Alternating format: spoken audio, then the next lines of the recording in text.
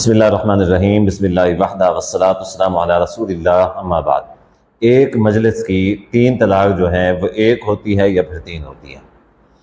آج کل بہت سارے لوگ جو ہیں، ہزاروں کی تعداد میں، لاکھوں کی تعداد میں لوگ جو ہیں اس حوالے سے بہت زیادہ پریشان ہیں۔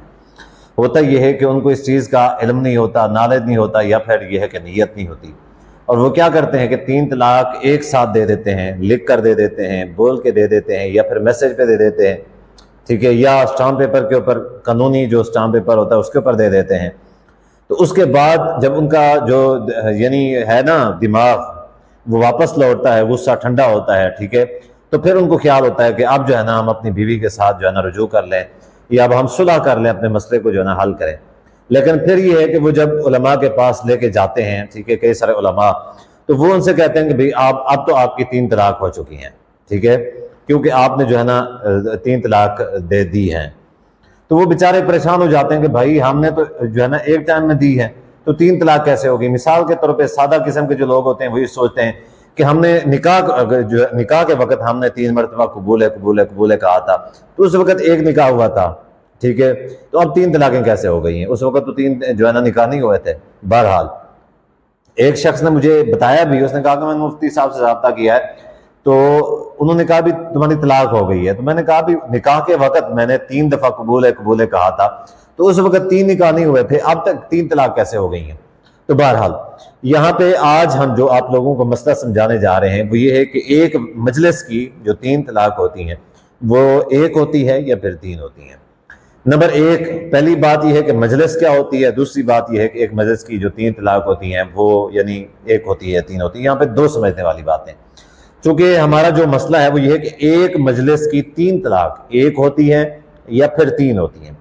پہلی بات کہ مجلس کیا ہوتی ہے، دوسری بات یہ ہے کہ یہ 3 ہوتی ہیں یا ایک ہوتی ہے۔ سب سے پہلے طلاق کا طریقہ سمجھ لیں۔ قرآن مجید میں سورۃ الطلاق ہے، سورۃ الطلاق کی پہلی آیت ہے، اعوذ باللہ من الشیطان الرجیم، بسم اللہ الرحمن الرحیم، یا ایہا النبی اذا طلقتم النساء فطلقوہن لعدتہن واحصوا العدہ۔ اے نبی صلی اللہ علیہ وآلہ وسلم، جب آپ اپنی بیویوں کو طلاق دینے چاہو، اذا طلقتم النساء، جب آپ اپنی بیویوں کو طلاق دینا چاہو، فطلقوہن لعدتہن، تو تم ان کو ان کی عدت کے اندر طلاق دو، واحصوا العدہ، اور عدت کو جانا شمار کرتے جاؤ۔ عدت کے اندر طلاق دینے کا کیا مطلب ہے؟ یعنی طریقہ کار طلاق دینے کا یہ ہے کہ پاکی کی حالت میں طلاق دی جائے، اور ایسے طہر کے اندر طلاق دی جائے کہ جس طہر کے اندر کسی بھی انسان نے اپنی بیوی کے ساتھ یعنی ہم بستری نہ کی ہو۔ تو جس طہر کیا ہوتا ہے، یعنی یہ جو ایک حیض سے دوسرے حیض کے درمیان میں جو پاکی کا ایام ہوتے ہیں یہ طہر ہوتا ہے، ٹھیک ہے۔ تو یعنی کہ اللہ تبارک و تعالیٰ نے یہ بتایا ہے کہ تم نے طلاق دینی ہے جب، تو کیا کرنا ہے، تم نے ایک طلاق جو ہے نا، ایک طلاق، کیونکہ طلاقیں 3 ہوتی ہیں، اور تم نے کیا کرنا ہے، فطلقوہن لعدتہن، عدت کے اندر طلاق دینا ہے، واحصوا العدہ، عدت کو شمار کرنا ہے، چونکہ عدت 3 طور ہوتی ہے تو طلاقیں بھی 3 ہوتی ہیں۔ تو تم نے کیا کرنا ہے، ہر طلاق جو ہے نا، ہر ایک طلاق جو ہے نا ہر طہر کے اندر دینی ہے، تو شمار کرتے جانا ہے، یعنی پہلی طلاق پہلے طور کے اندر، دوسری طلاق دوسرے طور کے اندر، تیسری طلاق جو ہے تیسرے طور کے اندر دینی ہے۔ اب اس حساب سے 3 طلاقیں بھی ہو جائیں گی اور 3 طور بھی ہو جائیں گے۔ گویا کہ ایک ساتھ 3 طلاقیں نہیں دینی، قرآن مجید کے اندر شریعت کے جو تقاضا بتایا گیا طلاق دینے کا وہ یہی بتایا گیا۔ اسی طریقے سے قرآن مجید میں سورۃ البقرہ آیت نمبر 229، الطلاق مرتان، کہ طلاق جو ہے وہ 2 مرتبہ ہے، طلاق 2 مرتبہ ہے۔ فَإِمْسَاكٌ بِمَعْرُوفٍ أَوْ تَصْرِيحٌ بِإِحْسَان، اس کے بعد روکنا ہے تو معروف طریقے سے روکنا ہے، اور تصریح بِإِحْسان، چھوڑنا ہے تو احسان کے ساتھ چھوڑنا ہے۔ مطلب یہ ہے کہ 2 طلاقیں، اب کسی نے ایک طور کے اندر، اس آیت کے اندر جو بتایا گیا کہ ایک طور کے اندر پہلی طلاق دینی ہے، دوسرے طور کے اندر اب دوسری طلاق دے دی ہے، تو کیا ہوا، الطلاق مرتان، 2 مرتبہ طلاق ہو چکی ہے۔ اب جب 2 مرتبہ طلاق ہو چکی ہے تو پھر اگر کسی کا دماغ جو ہے نا واپس لوٹتا ہے، وہ صلح کرنا چاہتا ہے، تو اللہ تبارک و تعالیٰ فرماتا ہے کہ سوچ لو، اب تمہارے پاس اب بھی موقع ہے، فَإِمْسَاكٌ بِمَعْرُوفٍ أَوْ تَصْرِيحٌ بِإِحْسَان، کہ اگر تم رکھنا چاہتے ہو تو معروف طریقے سے رکھ لو بھائی، تمہارے پاس آپشن موجود ہے، اور تصریح بِإِحْسان، یا پھر یعنی کہ تم جو ہے نا چھوڑنا چاہتے ہو تو احسان کے ذریعے سے چھوڑ دو۔ گویا کہ یہ جو ایک طہر سے دوسرا طہر ہوتا ہے، ایک حیض سے دوسرا حیض، یہ جو اس کے درمیان پاکی کے ایام ہوتے ہیں، یہ کیا ہے؟ یہ ایک مجلس ہے. یہ کیا ہے؟ ایک مجلس ہے. گویا کہ شریعت یہ چاہتی ہے کہ ایک مجلس کے اندر صرف اور صرف ایک طلاق دی جائے. اب مسئلہ یہ ہے کہ ایک مجلس کے اندر تو ایک طلاق دینی چاہیے، یہ مسئلہ سمجھ آ گیا، یہ بات سمجھ آ گئی. لیکن اگر کوئی شخص جو ہے نا ایک مجلس کے اندر ایک طلاق نہیں دیتا، ایک ہی مجلس کے اندر جو ہے نا 3 طلاقیں دے دیتا ہے، ٹھیک ہے، 2 طلاقیں دے دیتا ہے، 3 سے زیادہ دے دیتا ہے. کئی سارے لوگ غصے میں ہوتے ہیں، 5 دفعہ 7 دفعہ 10 دفعہ بول دیتے ہیں، بیوی سے کہتے ہیں 100 دفعہ تمہیں طلاق ہے وغیرہ وغیرہ، یا بار بار ریپیٹ کرتے رہتے ہیں کہ طلاق ہے طلاق ہے طلاق ہے. اسی طریقے سے 10-15 دفعہ یا بہت زیادہ دفعہ وہ بول جاتے ہیں. تو اب کیا اس کی جو ہے نا 3 طلاقیں ہو گئیں یا اس کی 3 طلاقیں نہیں ہوئیں؟ تو اس کا جواب یہ ہے کہ اس کی 1 طلاق ہوئی ہے، اس کی 3 طلاقیں نہیں ہوئی ہیں. اب سوال یہ کہ کیوں ایسا کیوں ہوا ہے کہ اس کی جو ہے نا اس نے تو زیادہ دفعہ بولا ہے، تو اس کی جو ہے نا 1 طلاق کیوں ہوئی ہے، 3 طلاقیں کیوں نہیں ہوئی؟ تو اس کا جواب یہ ہے کہ قرآن مجید میں چونکہ اللہ تبارک و تعالیٰ نے یہ حکم دیا ہے کہ ایک طور کے اندر 1 طلاق دینی ہے. اب چونکہ اس نے ایک طور کے اندر زیادہ طلاقیں دے دی ہیں، اس نے ایک طور کے اندر زیادہ طلاقیں دے دی ہیں، تو اگر پہلا کام تو اس نے یہ کیا ہے کہ کیا کیا ہے؟ پہلا کام کہ اس نے شریعت کی خلاف ورزی کی ہے، اس کو 1 طلاق دینی چاہیے تھی، اس نے کیا کیا؟ زیادہ طلاقیں دے دی. لیکن اگر اس کی وہ جو اس نے جتنی دفعہ طلاقیں بولا، مثال کے طور پہ 3 دفعہ اس نے طلاق بول دیا، تو اس کی اگر وہ تینوں جو ہے نا شمار کر لی جائیں تو یہ شریعت کی دوسری خلاف ورزی ہو جائے گی.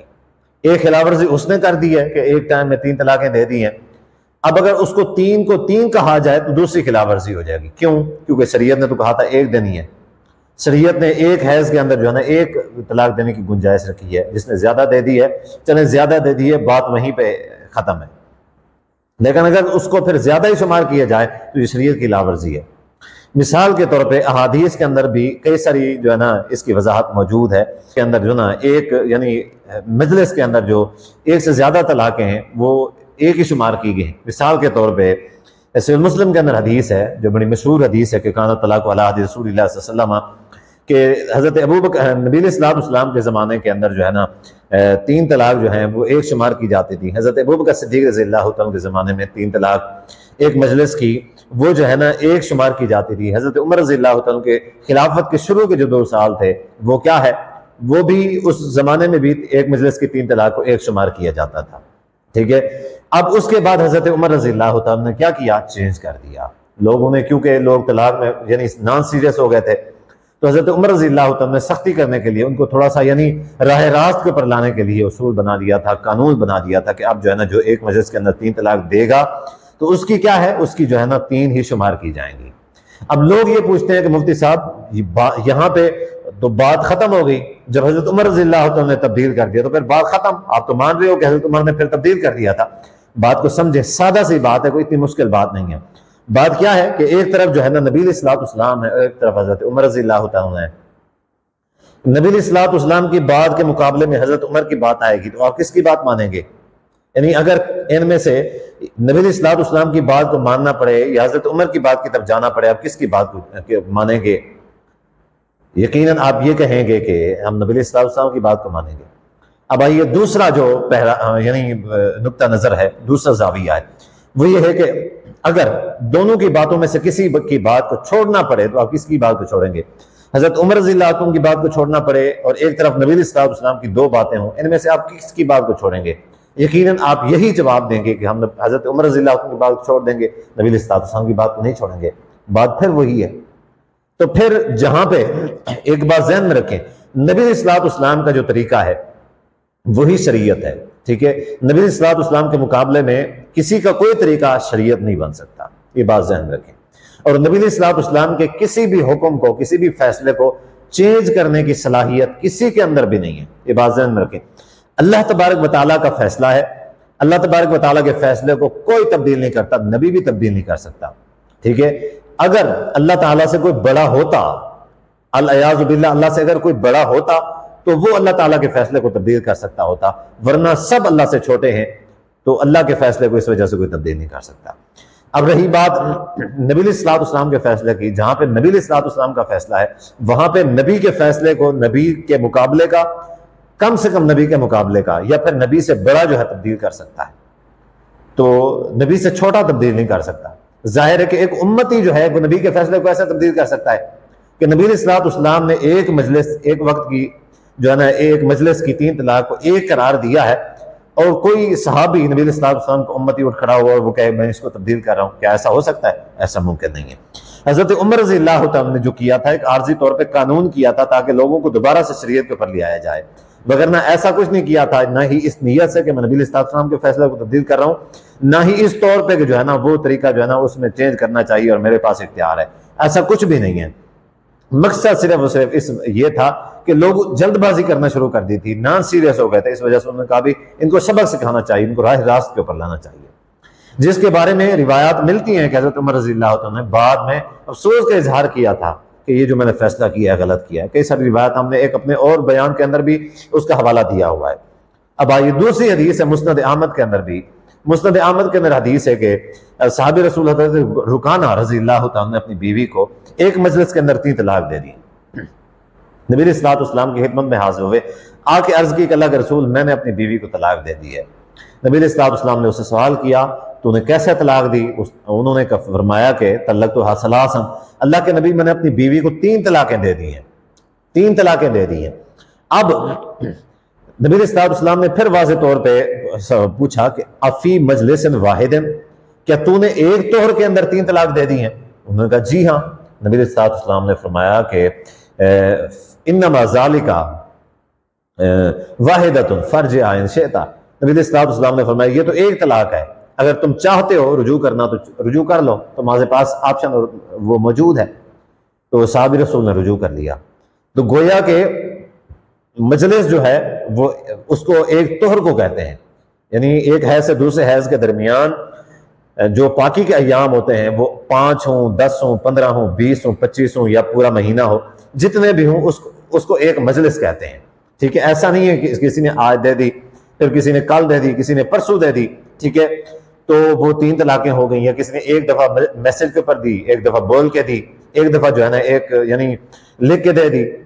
تو اس طریقے سے یعنی کوئی طلاق دیتا ہے، جتنی بھی طلاقیں کوئی شخص دیتا ہے ایک مجلس کے اندر یعنی ایک طور کے اندر، وہ جتنی بھی طلاقیں دیتا ہے اگرچہ اس کا طریقہ غیر شرعی، اس کو اس کا گناہ ضرور ملے گا چونکہ اس نے شریعت کی خلاف ورزی کی ہے، لیکن چونکہ شریعت یہ کہتی ہے کہ ایک طور کے اندر ایک طلاق دی جائے، اور شریعت نے ایک مجلس کی 3 طلاق کو ایک ہی کنسیڈر کیا ہے، تو لہٰذا کچھ بھی ہو جائے ایسا ہی رہے گا کہ ایک مجلس کی 3 طلاق جو ہے نا 3 طلاق یا ایک سے زیادہ جتنی بھی طلاقیں ہوں گی وہ ایک ہی شمار کی جائیں گی، ایک ہی تصور کی جائیں گی۔